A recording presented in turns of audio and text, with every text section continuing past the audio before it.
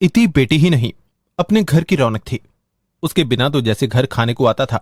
इति की शादी के बारे में सोचते ही उसके माँ बाप की आंखें भर जाती थी।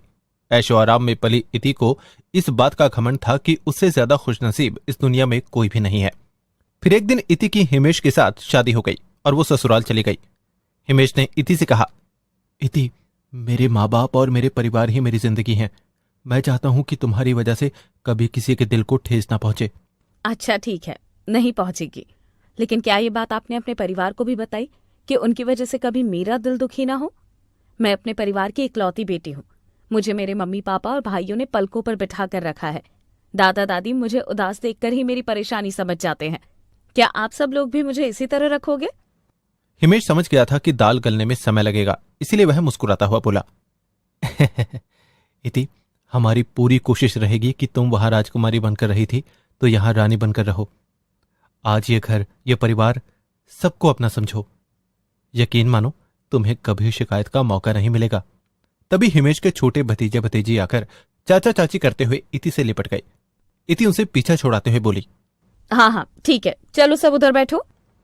बच्चे झट से उनके पलंग पर चढ़कर बैठ गए। अरे ये क्या, चलो सब नीचे उतरो। तुम लोगों के पैर कितने गंदे हैं, मेरा बिस्तर गंदा हो जाएगा। कोई बात नहीं इति, ये छोटे बच्चे हैं, कुछ देर बैठे रहने दो, चले जाएंगे। कुछ देर बैठे रहने दो मतलब? टाइम देख रहे हो, रात के 11 बज चुके हैं, मुझे सोना भी है। मैं कब तक इनके जाने का इंतजार करूंगी? हिमेश को भी लगा कि अब उसे बच्चे अपने कमरे में भेज देने चाहिए, इसीलिए उसने बच्चों को बहला फुसलाकर कमरे से बाहर भेज दिया। सुबह इति नहा धोकर रसोई में गई तो उसकी दोनों जिठानी इंदु और दीपा रसोई में ही खड़ी थी। दीदी, मैं सबके लिए चाय बना देती हूँ, आप मुझे सामान बता दीजिए। एक बार सामान पता चल जाएगा तो फिर मैं खुद बना लिया करूंगी। इति, मम्मी को शुगर है, इसलिए उनके लिए बिना चीनी की चाय बनानी पड़ेगी। पापा जी को हल्की चीनी, नेहा और बच्चों को दूध, और हमारी चाय में थोड़ी एक्स्ट्रा चीनी डाल देना। इतनी सारी डिमांड सुनकर इति का सर चकराने लगा। वो मन ही मन सोचने लगी, हे भगवान, ये मैं कहाँ बावर्ची खाने में आ गई। अब इतने तरह की चाय कैसे बनाऊं? जैसे तैसे इति ने सबके मुताबिक दूध चाय बना दिए। लेकिन जैसे ही वह चाय पीने लगी, दीपा की 3 साल की बेटी खेलते हुए इति से टकरा गई और उसकी सारी चाय उसके कपड़ों पर बिखर गई। ओह शिट, मेरे सारे कपड़े खराब कर दिए। देखकर नहीं खेल सकती क्या? इति के इस तरह का व्यवहार देखकर सब उसकी तरफ देखने लगे। इति गुस्से में उठकर अपने कमरे में चली गई। सॉरी हिमेश, गुड़िया ने सुबह सुबह इति का मूड खराब कर दिया। भाभी, आप ये क्या कह रही हैं? गुड़िया छोटी बच्ची है, उसने जानबूझकर नहीं किया। दोपहर में नेहा इति के कमरे में गई और बोली, भाभी, आज मेरे कॉलेज में फ्रेशर पार्टी है, आप मेरा हल्का सा मेकअप कर दोगी? नेहा, तुम देख तो रही हो कि मैं खाना खा रही हूँ, और वैसे भी मैंने ब्यूटी पार्लर का कोर्स नहीं किया हुआ है।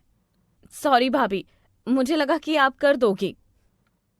इति इसी तरह से सबके साथ रूखा सा व्यवहार करने लगी। उसका मन वहां से उखड़ने लगा था। वो बच्चों को देखकर हमेशा चिड़चिड़ी रहने लगी। एक दिन वो हिमेश से झगड़ पड़ी। हिमेश, अपनी भी कोई प्राइवेसी है क्या नहीं? हमारी नई नई शादी हुई है और जब देखो सारे बच्चे हमारे कमरे में घुसे रहते हैं। और तुम्हारी बहन तो जवान है ना, उसे तो तमीज होनी चाहिए।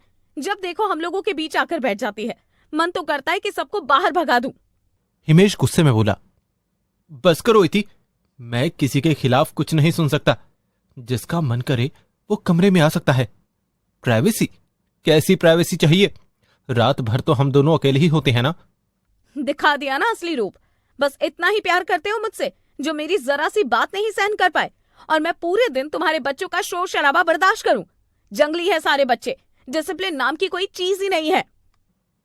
इतना सुनकर हिमेश अपने काबू में नहीं रहा और उसने गुस्से में इति को एक तमाचा लगा दिया। इति रोते हुए बोली, आज तुमने उनके लिए मुझ पर हाथ भी उठाया। मैं जा रही हूँ अपने घर और अब कभी वापस नहीं आऊंगी। हिमेश को अपनी गलती का एहसास हुआ। उसे इति पर हाथ नहीं उठाना चाहिए था, लेकिन इति को भी तो ऐसा नहीं बोलना चाहिए था। यही सोचकर उसने इति से माफी मांगी और उसे मना लिया। इति मान तो गई, लेकिन थप्पड़ की चोट उसके गाल पर नहीं बल्कि उसके दिल पर लगी हुई थी। वो रात भर सो नहीं पाई, जिस कारण उसकी तबीयत बिगड़ गई। रात में तेज बुखार हो गया। सुबह जब सबको इति की तबीयत का पता चला तो सब परेशान हो गए। डॉक्टर को दिखाया तो पता चला कि उसे मलेरिया और टाइफाइड है। ठीक होने में समय लगेगा। हिमेश की मां सुनंदा बोली, अरे, बहू की अचानक से इतनी तबीयत कैसे खराब हो गई? जरूर तुमने बहू का ख्याल नहीं रखा होगा।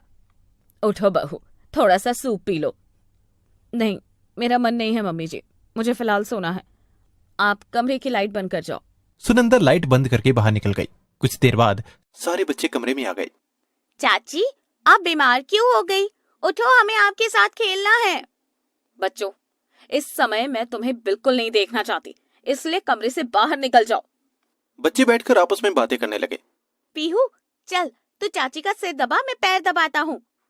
गुड़िया, गोलू, चलो, चाची के तुम हाथ दबाओ, चाची की तबीयत खराब है ना। कितने नालायक और बदतमीज बच्चे हो तुम। निकलो, भागो यहाँ से, दोबारा अपनी शक्ल मत दिखाना।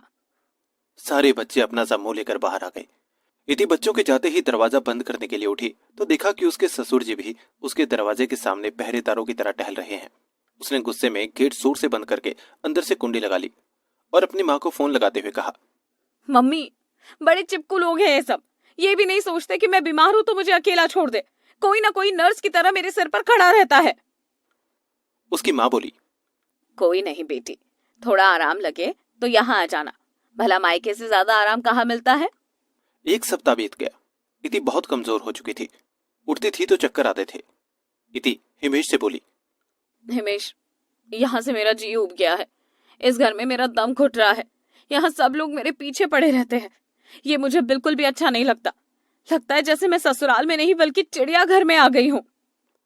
ये सुनकर हिमेश को बहुत गुस्सा आया, मगर उसकी हालत देखकर चुप रह गया। हिमेश उससे गुस्से में उसके मायके छोड़ाया। इति की माँ मीरा बोली, इति, अब मैं तुम्हें जल्दी से ससुराल नहीं भेजने वाली। जब तक मन करे यहाँ रहो। हाँ मम्मी, बड़ी मुश्किल से पीछा छूटा है उन लोगों से।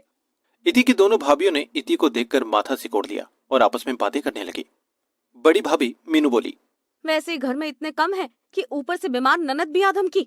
छोटी भाभी कोमल बोली, हमें क्या करना है दीदी, उनकी सेवा करने के लिए उनकी माँ है ना। इति की 2-4 दिन तो अच्छे से आवभगत हुई, लेकिन उसके बाद सब अपने काम में व्यस्त रहने लगे। मीरा सुबह नहा धोकर अपने कमरे में टीवी देखने बैठ जाती। भाभियां कभी किटी पार्टी तो कभी सिनेमा और कभी सहेलियों से मिलने के लिए निकल जाती। मम्मी, जरा अंदर आना, मेरे सिर में बहुत तेज दर्द हो रहा है। बेटा, वहीं कबर्ड में दवाई का डिब्बा रखा है, वहां से टैबलेट ले लो, सिर दर्द ठीक हो जाएगा। मैं सीरियल देख रही हूँ। इति बड़बड़ाते हुए बोली, कुछ देर मेरे पास बैठकर माँ मेरा सिर सहला देती तो मुझे अच्छा लगता। अरे पापा, आप आ गए? हाँ बेटा, मैं आ गया। अब तबीयत कैसी है? अभी कुछ ठीक है पापा, आओ कुछ देर मेरे पास बैठो। अरे बेटा, बहुत थक गया हूँ। सुबह का निकला थका हारा अब वापस लौटा हूँ। अभी बैठने की हिम्मत नहीं है। कमरे में जा रहा हूँ, तुम आराम करो। इति ये देखकर हैरान थी कि उसके माँ बाप के पास अपनी बेटी के लिए ही वक्त नहीं है। खैर, उन लोगों को भी तो आराम चाहिए। इति ने मीनू को आवाज दी, भाभी, जरा मुझे एक गिलास पानी तो दे जाओ। दीदी, कब तक बिस्तर में बैठी रहोगी? थोड़ा पानी वानी लेने के बहाने घूम फिर लिया करो। पूरे दिन बिस्तर में लेटे लेटे तबीयत खराब नहीं होगी तो और क्या होगा। इति भाभी का ताना सुनकर समझ गई कि वो मायके में बोझ बनकर रह रही है। ऐसे में उसे अपने ससुराल की बहुत याद आई। वहां सब कितना ख्याल रखते थे।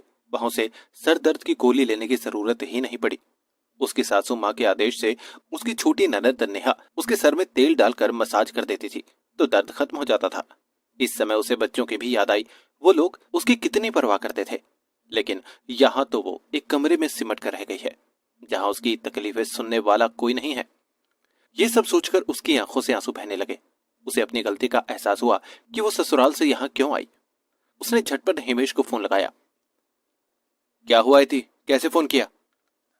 मुझे लेने आ जाओ हिमेश, मुझे अपने घर आना है। लेने आ जाऊं? इतनी जल्दी? अभी तो 1 महीना ही हुआ है। तुम्हारा जब तक मन करे तुम आराम से रह सकती हो। यहाँ चिड़ियाघर में अगर तुम्हारी फिर से तबीयत बिगड़ जाएगी। अगर मैं यहाँ कुछ दिन और रही तो शायद भगवान के पास चली जाऊं। तुम जल्दी आ जाओ, मैं बैग पैक करती हूँ। यह कहकर इति ने फोन काट दिया और सामान पैक करने लगे। कुछ देर बाद हिमेश आ गया। दामाद को घर आते देख सब अपने कमरे से बाहर निकले। इति को सामान पैक करते हुए देख मीरा बोली, क्या हुआ इति, ये बैग लेकर कहाँ जा रही हो? माँ, मैं अपने घर जा रही हूँ। लेकिन तुमने तो ये कहा था कि अब मैं ससुराल नहीं जाऊंगी। मैं पागल थी जो मैंने ऐसा कहा। मम्मी, मैं हितेश के साथ जा रही हूँ। मुझे पता चल गया है कि मेरे मायके से अच्छा मेरा ससुराल है। वहां सब मेरी कितनी परवाह करते हैं और यहाँ तो किसी को मेरा ख्याल ही नहीं है। ऐसे मायके से तो ससुराल अच्छी, जहाँ सब अपनी दुनिया में व्यस्त हो। ये कहकर इति हिमेश के साथ अपनी ससुराल वापस आ गई। इति को हंसते मुस्कुराते वापस आते देख सब बहुत खुश हुए और उसे गले से लगा लिया। इति जान गई थी कि मायके से लाख गुना अच्छा ससुराल होता है, लेकिन ये बात अक्सर देर से समझ आती है।